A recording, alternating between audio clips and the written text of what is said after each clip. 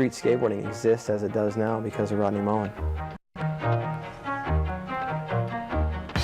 Rodney Mullen invented all of the modern street skating tricks. I mean, he's the godfather of all that's current.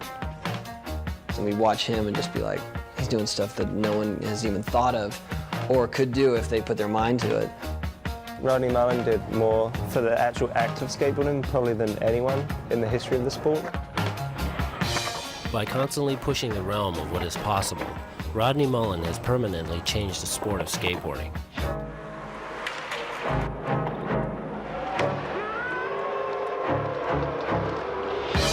His legacy began in Gainesville, Florida in 1977. My dad, he was a dentist, and he would always say, look, man, I just treated a guy last week who had head trauma from going down this hill. There's no way in the world you're going to skateboard. Just do something valid like golf or tennis or baseball. One night, I came down crying, and could I please, just one last chance, So he goes, okay, but only if you wear full pads, and the first time you get hurt, you have to stop. So New Year's Day, surf shop was open, and I went there and got my first board.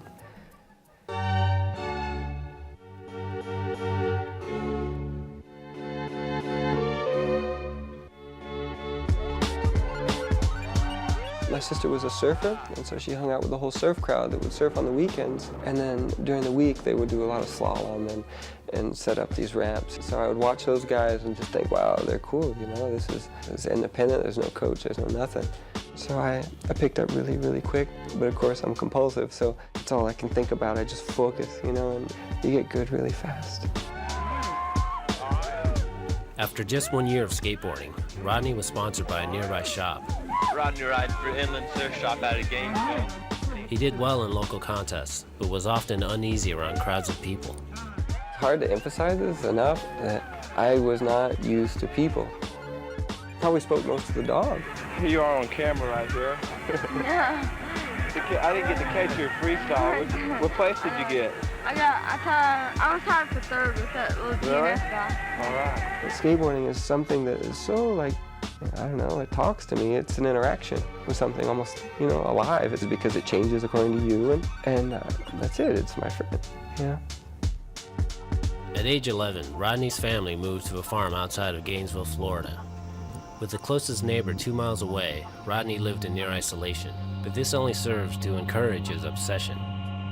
The rural environment began to shape Rodney's skating into a more specialized form, using only flat ground. This later became known as freestyle. It's just the cows in the three-car garage. If that's your only world, so okay, what can I do with this? So freestyle kind of came from that, but freestyle wasn't really defined at that time.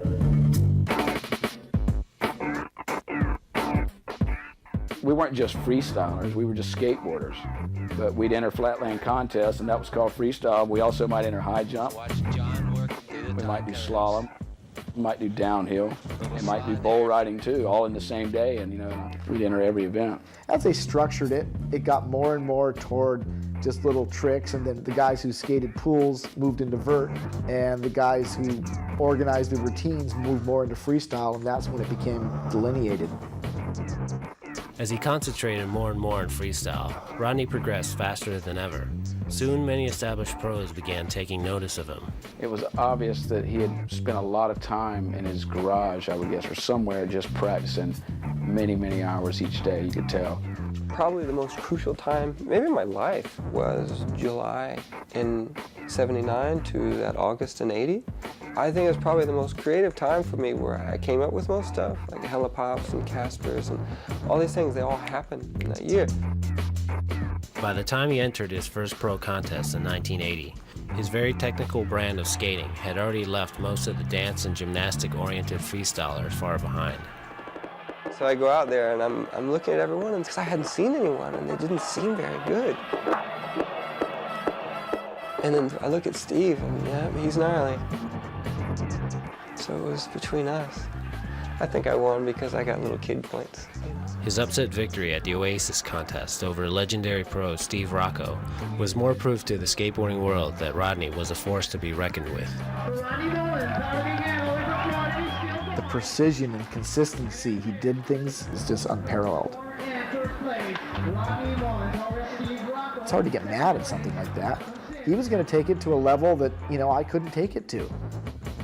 Skating was just his life. It's all he wanted to do. But just as it was taking off, Rodney's career almost ended because of an odd promise he'd made with his father. In order to be allowed to skate in the Oasis contest, he would have to give up skateboarding when he returned home. And what had happened, I had won, and then I came home and I was packing away all my stuff to treasure for the rest of my life, thinking that was it. And then the magazines called and the companies are calling, and then my dad was like, well, look, I guess they're putting money into you, and so I have no choice, but just know that this is very temporary. And that has echoed in my ears more than anything, that this is very temporary. Take it, it's your last chance. Rodney's sort of like a mule. The harder you pull him, the more he digs his heels in. And his dad was always trying to pull him away from skateboarding, which means Rodney clung to it even more. After gaining recognition for his victory at the Oasis contest, Rodney turned pro for Paul Peralta. He was made famous by Paul's breakthrough videos, but still spent much of his time in obscurity, skating alone in his family's garage. All he wanted to do was figure out how to do new things with the skateboard and new tricks, and he didn't care if anyone else was doing it, if anyone else thought it was cool. He just wanted to see what was possible. Although too technical for most, Rodney's innovations began to influence pros who were also pushing the limits of skateboarding. I learned finger flip layers on vert because I was inspired by Rodney doing it. And I wanted to take some of these things that he was doing and try to learn them in the air, you know, in the pools. That was the first one I did that was directly linked to freestyle. One of Rodney's simpler innovations that completely revolutionized skateboarding was the flat ground ollie. Even on vert, when ollies were first invented, Alan Gelfand didn't really hit his tail, he just kind of scooped it. And so when we would try to mimic that on the street, we would just do it without hitting our tail and barely get anywhere, and Rodney figured out how to snap it and pop it up. And I'm sure that he was the first one who ever did a flat ollie that was over like 6 inches. If that's all he ever did, he would still have to be at, you know, the top of the list as far as who's important in skateboarding. But his list of tricks doesn't stop there, you know? 360 flip, kick flip, heel flip, that's all Rodney Mullen tricks.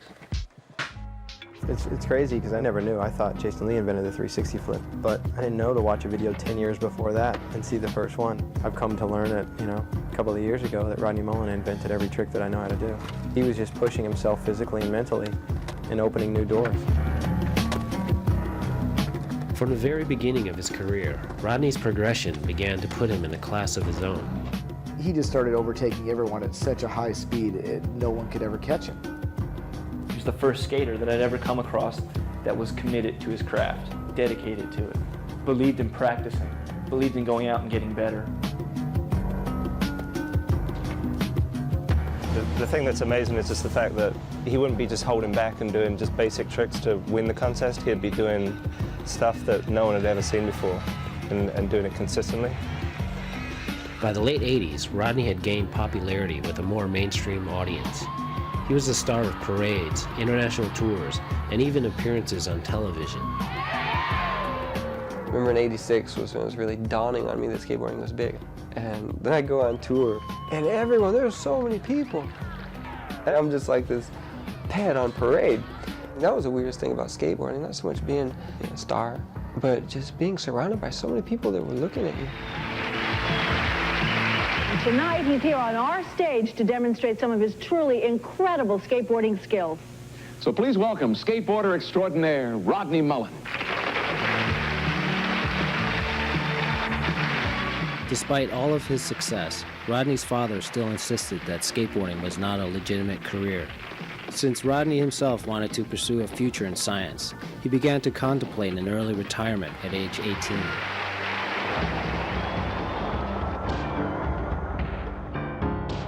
By then I was in college and I was doing so much for Swatch watches and they were flying me all over the world. That's how I was getting most of the money that I had. No one bought freestyle boards. And I remember thinking, wow, this is it, grow up. And Steve calls me. He was like, Rodney, look, this is it. I started this business. Steve Rocco was just starting World Industries and had persuaded Rodney not only to stay in skateboarding, but also to invest in his new company. To me, a business partner was anybody that, you know, just had excess cash, gullibility, and absenteeism. Rodney had all of those, and he bought out John Lucero for $6,000 and became a partner. Since Paul Peralta didn't like having their riders invest in other skate companies, Rodney was forced to quit and ride for World Industries. By this time, freestyle was losing popularity. Consequently, Rodney's new teammates tried to make him adapt his skills to street skating. No, I never really liked freestyle. But the shit Rodney was doing, it was like kind of beyond freestyle. A lot of it, you could like use it on the street and stuff. He was doing like a lot of ollie stuff and 360 flips and stuff like that. Rodney! No, shit, don't do it! Here. Freestyle just looks like it's like a ballerina type thing, you know, like it seems like it's more the feminine style of skating. So I think that's why it died. Entitles the bear to focus on these. It's just so weird. It's so big. I feel kind of manly though. I mean. Though freestyle had gone out of fashion, Rodney wasn't ready to give up. What are you asking me? You're asking me to give up everything that I've done and do this. I'm not selling out. So here I am with the ultra refined ballerina stuff, and that was fine. And so I just kept doing it and doing it and doing it until there was no more. And then I'm left alone. I figured that was it for me in my public life and skating.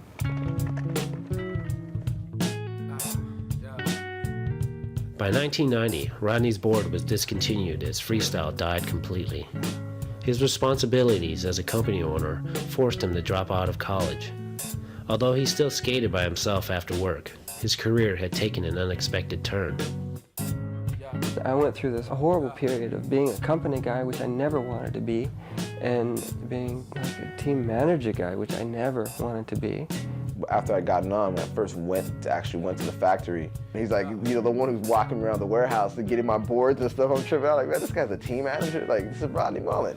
Rodney's formal upbringing had done little to prepare him for managing a team of unpredictable kids. We're just trying to survive day to day, and things keep happening, and it is Pandora's box. When you start asking these pros to be themselves and let it out, you know, you're gonna get it.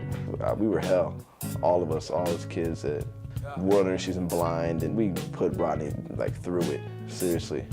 I've never seen anybody look, you know, more stressed out than that. Like, just totally turn pale. It's like, look how he wants to faint. You know, and he's having to take care of these little monster kids, and I mean, he did a good job, you know. Nobody died. And cut off from his dreams of skateboarding in school, Rodney was surrounded by people whom he couldn't relate with. Rodney's just an outsider in life. I mean, there's not too many people that can relate to him or that he can even relate with. You tend to be an outcast when you can't find any peers. Just as Rodney was feeling he no longer had a place in skateboarding, a new company was formed called Plan B. Headed by Mike Ternasky, Plan B wanted to add Rodney's talent and ability to their already incredible team. Once again, an effort was made to get Rodney to street skate. We've been trying to get Rodney to do stuff in the street. I tried, Stacy tried, and we failed. And Mike T came along and goes, man, I can do it. And I just was like looking at him, yeah, right. You know, we're never gonna get him to do that kind of stuff.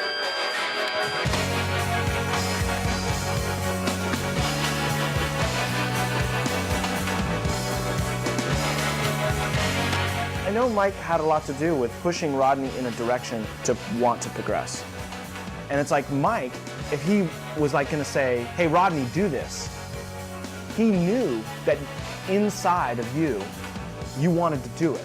So what happened with Mike and Rodney was that he saw something in Rodney, and he made a couple comments, and then I think he saw like, holy shit, he could really do this if he committed to it.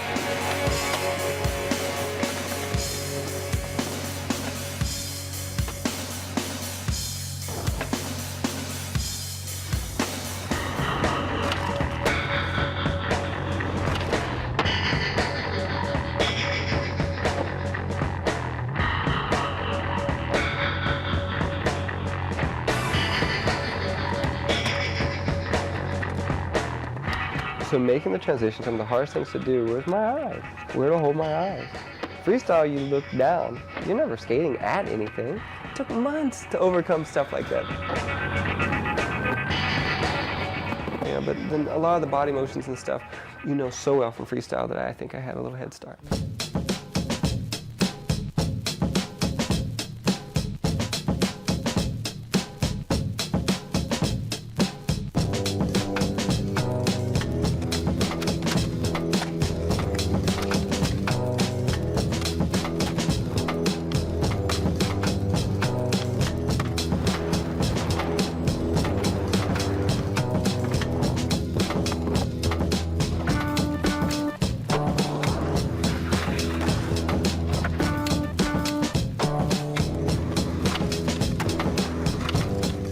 Basically, Mike Teagues just took a lot of Rodney's amazing tricks and he made him do them on things that kids could relate to. He wasn't like a little oddity anymore. People appreciated it and go, man, this guy's an amazing skateboarder. Mike Teague did a lot to change my life, and he had faith in me.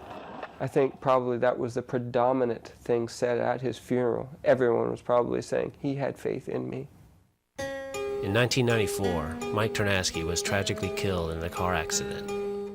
He was such a great person. He lifted you so high, and that's why Plan B was what it was. And it was clear once Mike was gone, it just was never the same. Without Ternasky's direction and leadership, Plan B began slowly dissolving over the next 4 years. In 1997, Rodney started his own company called A-Team. He also came up with an idea involving friend and world teammate Daewon Song.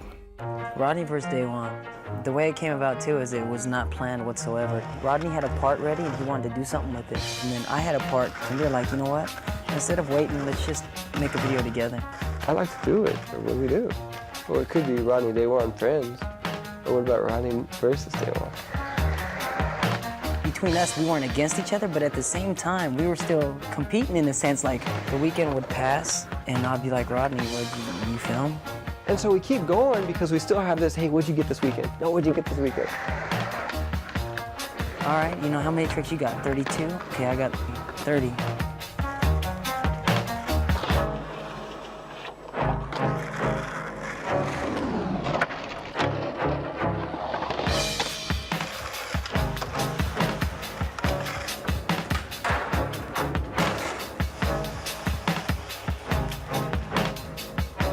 After that first video, kids really believe it. Kids were like, oh yeah, I think Rodney's better. Oh no, Daewon killed it, you know? That's when they started getting like, hey, dude, these kids took it serious. And so like, you wanna do it again? Sure, round 2. And then I was like, holy moly, what am I gonna do? I'm gonna look like an idiot. You did what over the weekend, Daewon? Oh my God, I'm dead, my career's over.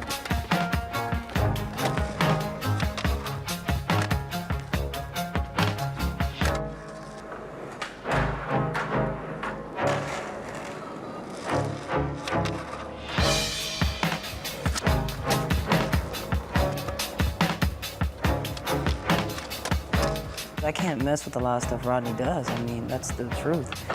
But we do such different tricks that it bounces off each other, you know what I mean? Like, we fed off each other.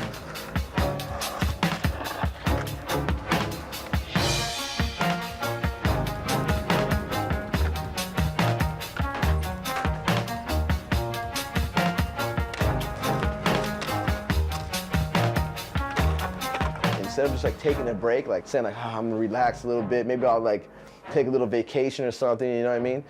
There's none of that for him. It's like, video part's done, I got this new trick I wanna try. And I always say, I can't wait to the end because we're gonna take a break, you know? But it never happens. At Daewon's premiere this last time, literally the moment that lights went down, they looked at each other and they were talking about, you know, Daewon Rodney 3. And I said, that's not fair. Each one has motivated me more and more. And meanwhile, the more I skate, I get looser, you know, and I actually look like I'm all right. And then round 2, when I had that much street skating under my belt, and I can apply all the stuff that I have done, now the stuff is way more interesting and it's fun. Today, Rodney's ability to manipulate his board is still largely unparalleled, and the tricks he does are often ahead of their time. One of the best examples of this is the dark slide. Markinsoff made up the dark slide, jumping on the rail, you know, the caveman way, but Rodney was the first one to like, that I've seen, like ollie, half flip to a dark slide and pull it, and he's done like, who knows how many variations of it.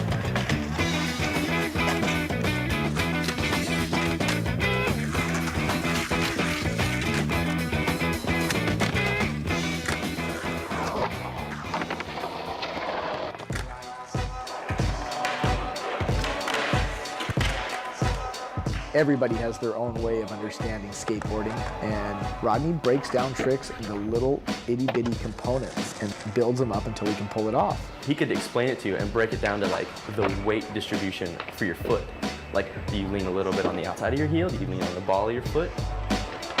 The way the truck sits on the block just from like being around him and stuff, like I have a new understanding of the mechanics of skateboarding in a way, like down to like the way a truck sits on a block.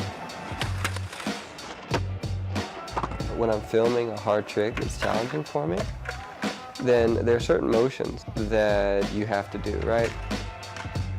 Manual tricks are hard and they're testy. Nose wheelie, not a flip nose wheelie over the gap, for instance. So you have these motions that you know in your head. I know what a flip feels like. But when you're actually, what makes the trick for you is finally you pack all that stuff for granted and you forget about it. And you're focusing only on, or I am at least, you're focusing on only one aspect of where my eye is and my back shoulder is at the time I see the edge of the table.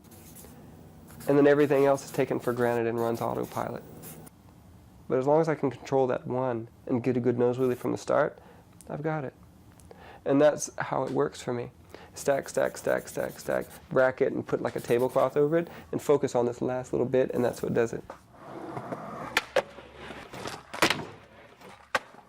As Rodney's innovations on a skateboard progressed, so did the need to fine-tune the equipment he used. This is something a lot of people, just don't even know or don't even want to admit, but basically Rodney invented today's modern board shape, period. And it all started with the Mike Vallely Animal Farm board. And it went from there, and Rodney basically took that board and started rounding the tail and then rounding the nose so you could ollie better. Before you knew it, you got a big, long freestyle board. I rode the sample, it worked out right on. Rodney's product designs now are becoming as revolutionary as his skating. That's just exactly what the slider is supposed to look like. Light years ahead of everything else. And Rodney's just driven by his ability to see what's next. If he can see what's on the horizon for a trick or an idea, he'll just start going after it. Seriously, I wouldn't be surprised if Rodney's a pro for another 10 years. It wouldn't shock me. It almost shocked me if he wasn't. He was supposed to retire in 93, 94, 95, 96, 97, 98, 99. He's not retiring anywhere. He's just going to keep filming video parts and keep pushing his limits. And even when you think you've seen it all, like he definitely will step it up again and surprise you.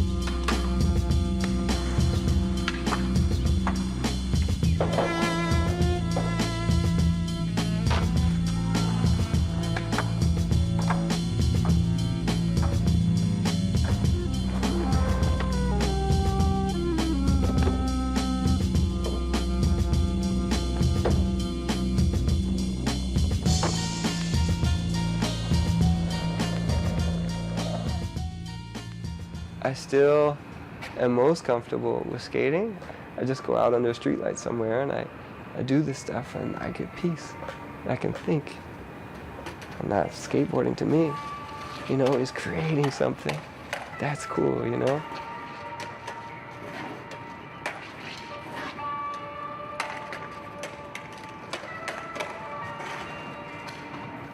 I mean, who knows what really drives someone to progress? It could be fear, or competition, or being basically tormented by ideas. That's just gotta force you to progress, you know, or you go crazy. Every time he goes out and skates, he sees something else out there, he'll just start going after it.